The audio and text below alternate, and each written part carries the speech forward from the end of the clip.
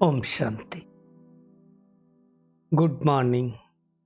साकार मुरली 7 फरवरी 2023। बाबा का मीठा मीठा पत्र मीठे के मीठे मंथन के लिए। मंथन शुरू करने से पहले पवित्रता के सागर शिव बाबा की पवित्र किरणों के नीचे बैठ जाते हैं और महसूस करते हैं मैं पवित्र स्वरूप, पवित्रता के सागर की।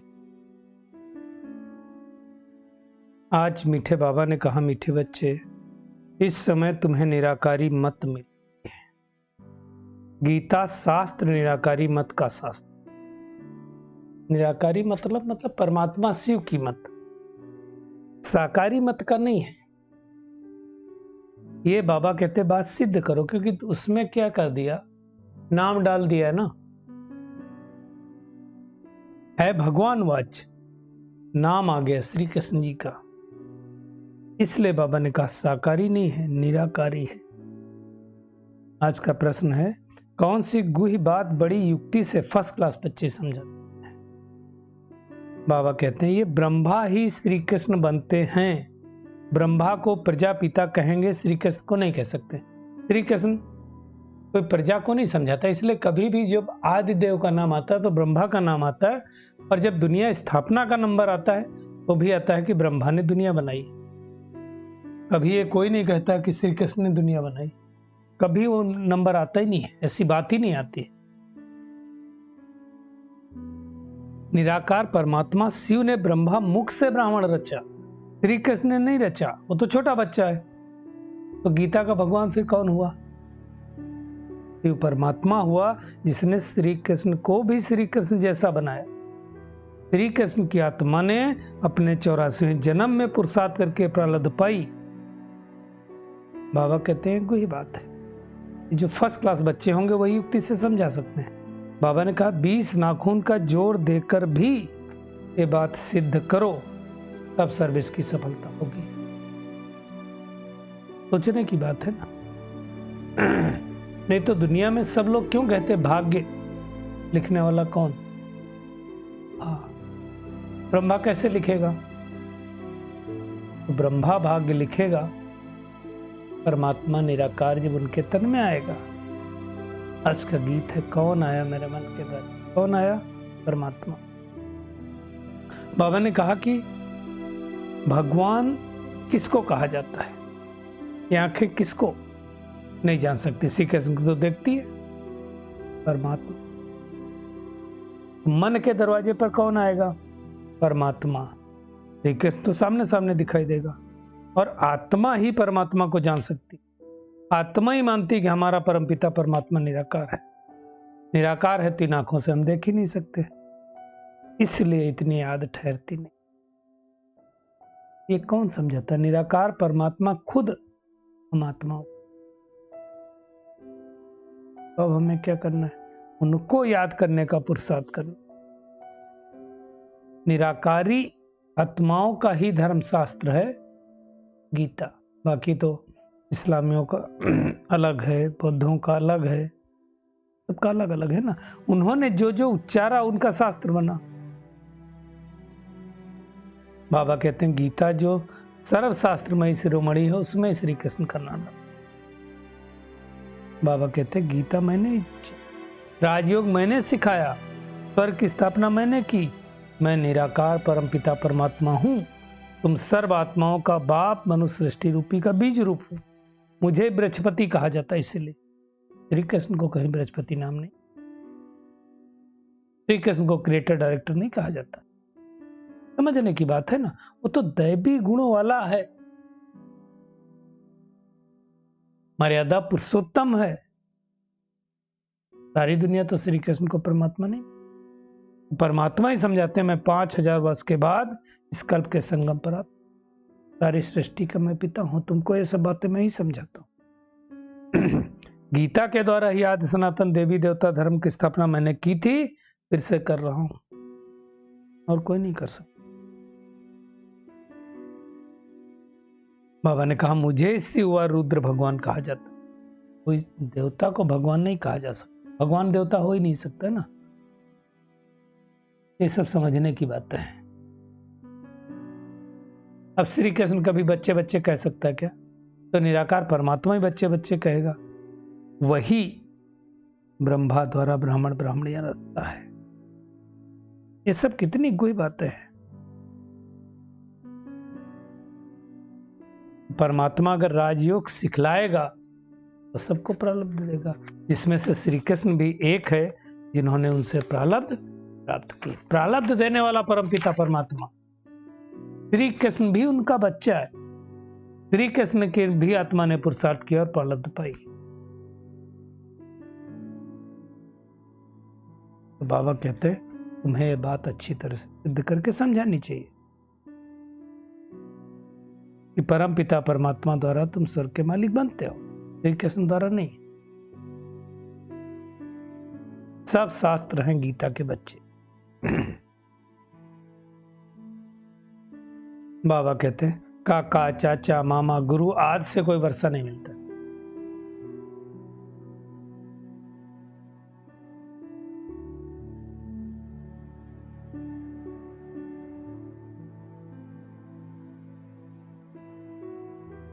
बाबा ने कहा ये लिखत साफ कर देनी चाहिए, गीता का भगवान कौन है। अब ये सब गड़बड़ हो गया ना, गीता को डिफेम कर दिया बाबा कहते इसलिए भारत कंगाल बन गया। कंगाल बन गया मतलब क्या हाल है भारत देश। भारत को स्वर्ग बनाने वाला कौन? स्वर्ग कहाँ है? कलयुग के बाद सतयुग होगा तो उनकी स्थापना कौन करेगा? दुनिया में किसी को पता नहीं। परमात्मा ही कहता है भगवान वाच, शिव भगवान वाच, मैं कल्प कल्प के संगम पर आकर के पावन दुनिया बनाता हूं, दुखों से लिबरेट करता हूं। समझने की बात है ना। तो बाबा कहते हैं मुझे अच्छे अच्छे फूल चाहिए,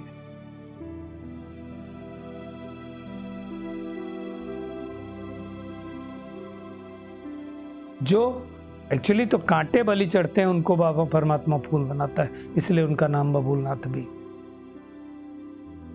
बबूल को कांटे होते हैं ना, तो उनका फूल तो परमात्मा ही बनाता है। तो बाबा कहते तुम नई दुनिया के लिए मालिक बनते हो। शिव बाबा को व श्री कृष्ण को प्रजापिता नहीं कहते हैं, प्रजापिता ब्रह्मा को ही कहा जाता है। उनके ही द्वारा परमात्मा ये सृष्टि रचता है। दुनिया में तो श्री कृष्ण को 16,108 रानियां थी जाने। हो सकता है क्या? प्रैक्टिकल पॉसिबल है क्या 16,100? कुछ भी।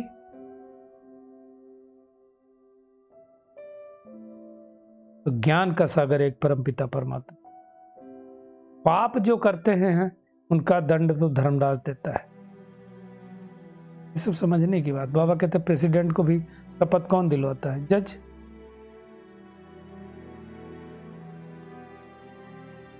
ये समझने की बात। हमको वो परमात्मा 21 जन्मों के लिए राजभाग देने आया है। मनुष्य सृष्टि रूपी जो वृक्ष है उसका नॉलेज परमात्मा ही दे सकता है, और कोई ये कोई जंगली वृक्ष नहीं है। तो आएगा परमात्मा तो नर से नारायण ही बनाएगा ना। मुख्य धर्म शास्त्र हैं 4, बाकी सब है दंत कथा है। पहला धर्म शास्त्र आदि सनातन देव का धर्म, फिर इस्लामी बौद्धि क्रिश्चियन, ये 4 में एक मुख्य है। अब परमात्मा आया है हमें दुखों से लिबरेट करने। सारी सृष्टि में तो त्राही त्राही मची है ना। तो अब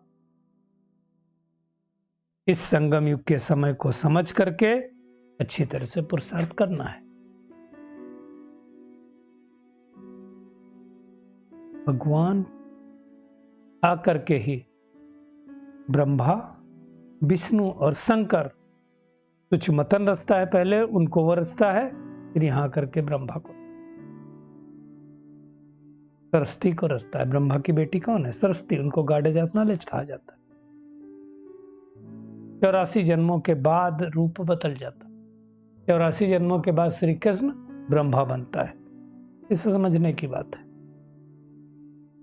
बाबा कहता है मैंने तुमको राजयोग सिखाया था, श्री कृष्ण को भी ये प्रलब्ध मैंने ही दी थी, अगले जन्म में जरूर पुरुषार्थ किया होगा ना। बाबा कहते सारी सूर्यवंशी राजधानी ने मेरे द्वारा ही प्रलब्ध पाई।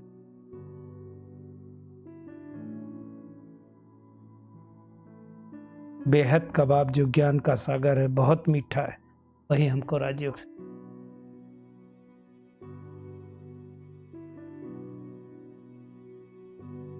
वो सतगुरु जब तक आकर के ज्ञान न दे, उसके बगैर सोचना नहीं हो सकता। तो ऐसे बाप को इतना प्यार से याद करना।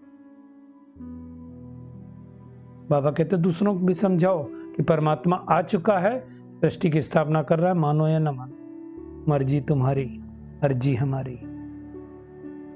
क्या करेंगे आज? एक तो ज्ञानी तो आत्मा बनेंगे, बुद्धि में ज्ञान रख करके अच्छी तरह से विचार सागर मंथन करके सिद्ध करके बताएंगे कि गीता का भगवान कौन है। बुद्धि में ज्ञान को धारण। बाबा ने कहा कि अथॉरिटी से गीता के भगवान को सिद्ध करो, 20 नाखूनों का जोर लगा करके। आज का बाबा का वरदान है, श्रेष्ठ जीवन की स्मृति द्वारा विशाल स्टेज पर विशेष पार्ट बजाने वाले हीरो पार्टधारी भव। बाबा कहते हैं, ब्रह्मा बाप ने आप बच्चों को दिव्य जन्म देते ही पवित्र भव, योगी भव का वरदान दिया। जन्मते ही बड़ी माँ के रूप में पवित्रता के प्यार की पालना दी। ब्रह्मा बाबा ने सदा खुशियों के झूले में झुलाया, सर्वगुण मूर्त, ज्ञान मूर्त, सुख शांति स्वरूप बनने की हर रोज लोरी दी।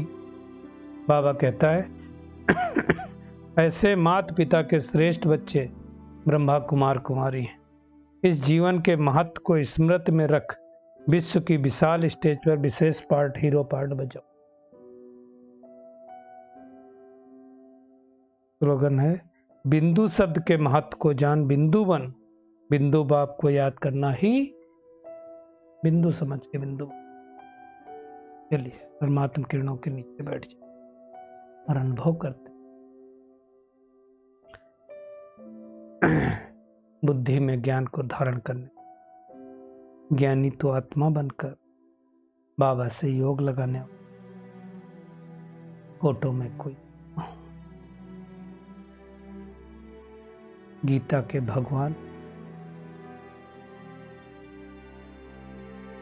बुद्धिमानी से सिद्ध कर श्रेष्ठ जीवन की स्मृति द्वारा हीरो पार्ट बजाने वाले फोटो में। शुक्रिया मीठे प्यारे बाप, शुक्रिया आप सभी का इस मीठे मंथन। ओम शांति।